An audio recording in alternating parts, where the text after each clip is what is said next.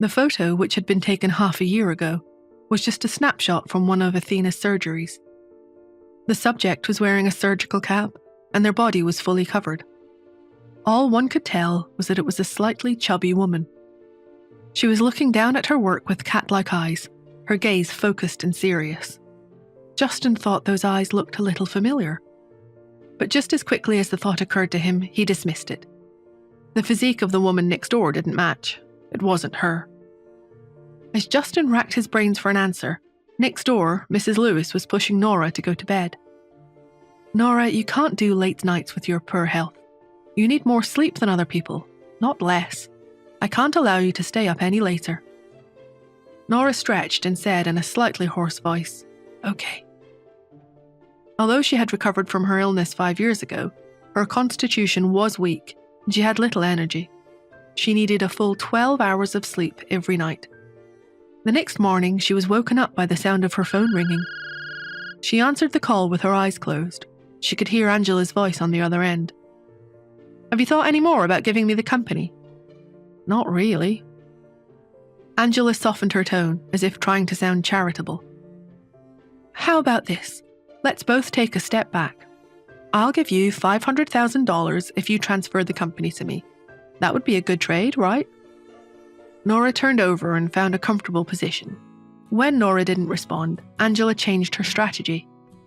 "Nora, you might not know this, but that company isn't making any money at all. It'll go bankrupt soon. I'm a high-achieving medical student, and I've got a ton of professional knowledge.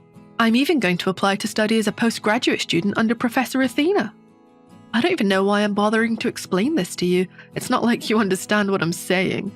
Nora, just quit while you're ahead. Don't stick to a bad decision just to make a point." Nora knitted her brows in annoyance. "You talk too much." Agitated, Angela demanded, "What do you mean by that?"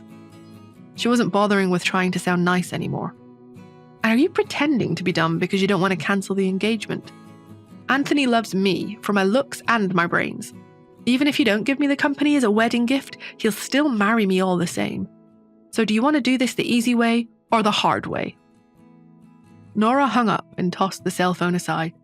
Angela's threats were ridiculous. The Smith family was full of monsters. Nora refused to waste her time worrying about them.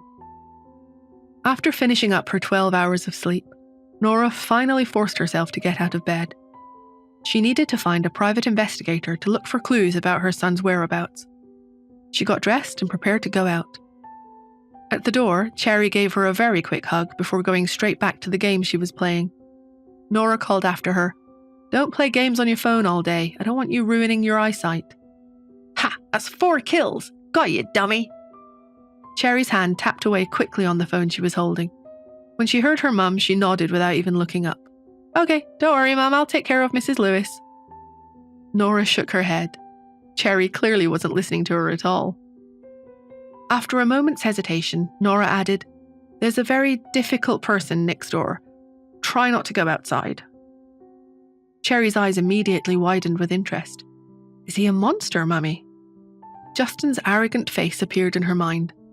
Nora, who had always been reserved by nature, said slowly, "Well, this monster is very handsome and has a mole in the corner of his eye, but it seems that his brain isn't working very well." "Oh," Cherry waved. "I definitely won't go out then. I don't play with dummies." Nora laughed as she closed the door and got ready to go to the elevator. But as she turned, she immediately froze. Without her even realizing it, Justin had come to stand behind her. He was probably going out. Nora cast her cat-like eyes down slightly and said casually, "Mr. Hunt, I was just joking with my daughter. I definitely wasn't talking about you." Mr. Hunt's assistant, Lawrence, fought to keep from laughing, but the corner of his lips twitched a little. He couldn't believe how this woman dared to lie to Mr. Hunt's face. He had heard everything she had said about the monster with a mole at the corner of its eye. She hadn't said it aloud, but it was clear that monster's last name was Hunt. There was no visible emotion on Justin's face. He merely cast a long look at Nora before taking the lead and walking ahead. Nora hung back deliberately to let Hunt's group take the elevator and put some distance between them. Once they were gone, she let out a sigh of relief. In the elevator, Justin narrowed his eyes slightly. He hadn't been able to see clearly in the dim lighting the night before, but running into her today, he could see she was astonishingly pretty. Something about her felt familiar, particularly the way she stung him with such polite insults. Back in the Hunt suite, Pete waited until he was sure his father was gone. He was a little afraid of his father sometimes. In his head, he thought of the man as a demon lord. Once he was sure the coast was clear, he dialed the neighboring room's phone extension. Someone picked up and he heard a young voice say, "Hello?" Pete paused. "I'm staying next door. Can I come over and visit you?" The little girl sounded surprised.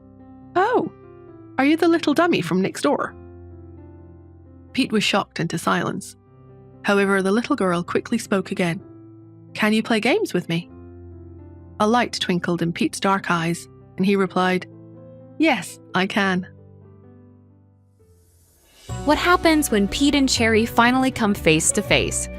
Will Justin find out that Nora and Dr. Athena are the same person? To find out, download the Pocket FM app now. Link in the description. Don't forget to like, share, and subscribe to our YouTube channel for more gripping stories.